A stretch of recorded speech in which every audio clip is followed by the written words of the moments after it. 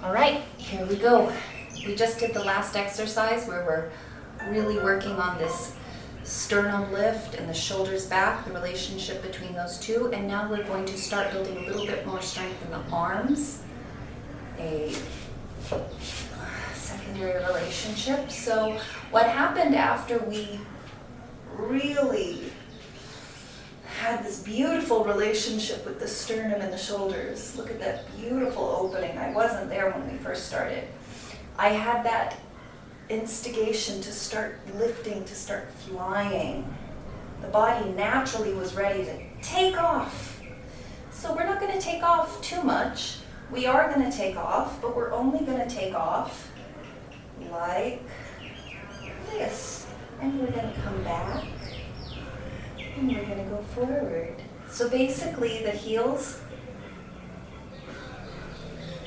the butt is just softly scooting along the mat, softly. The elbows are bending. The hands, the shoulders.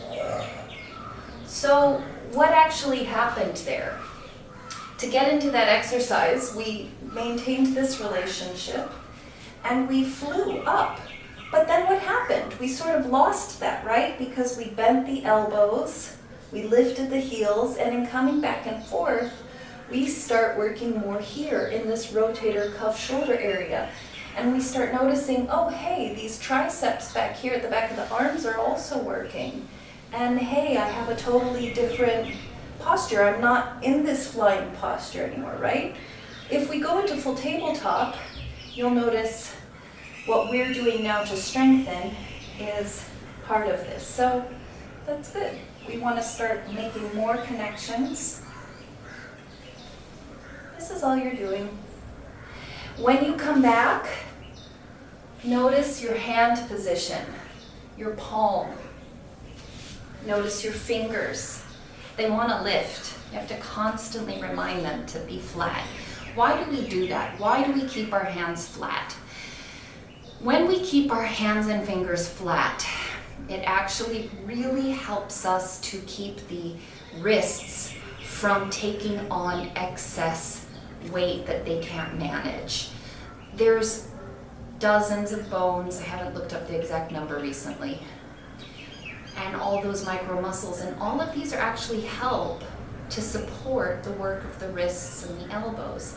So we really want our hands to be active and alive and strong. They're helpers. Remember, the whole body is working together. So here we go with our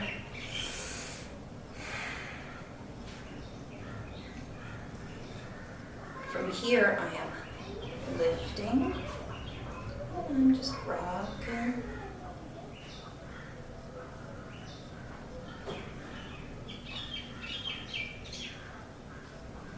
I'm going to rock a little bit further back, and I'm going to rock a little further forward this time. All the time my butt is just sliding on the mat. It is hard to keep my fingers on the ground, I have to be honest. What if I keep my feet on the ground too? Then I get more work in my legs.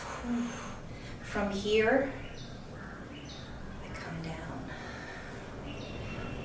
Now I feel this tightness in my sternum, which I had just opened so beautifully.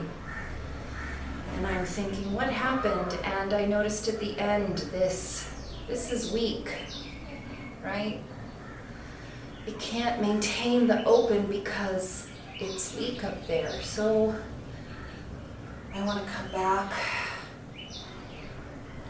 Open, and I want to push up. That's it. Push up. Push up from the open sternum position. This is the counter exercise to what we just did. So I am in my open sternum, pushing up. Pushing up from the open sternum. Pushing up.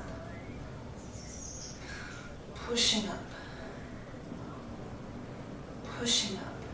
All this is doing is releasing tension, reopening, and getting any kinks out. It's nice to shake out your wrists now, huh? So these are all micro exercises to safely start building the strength in the shoulders.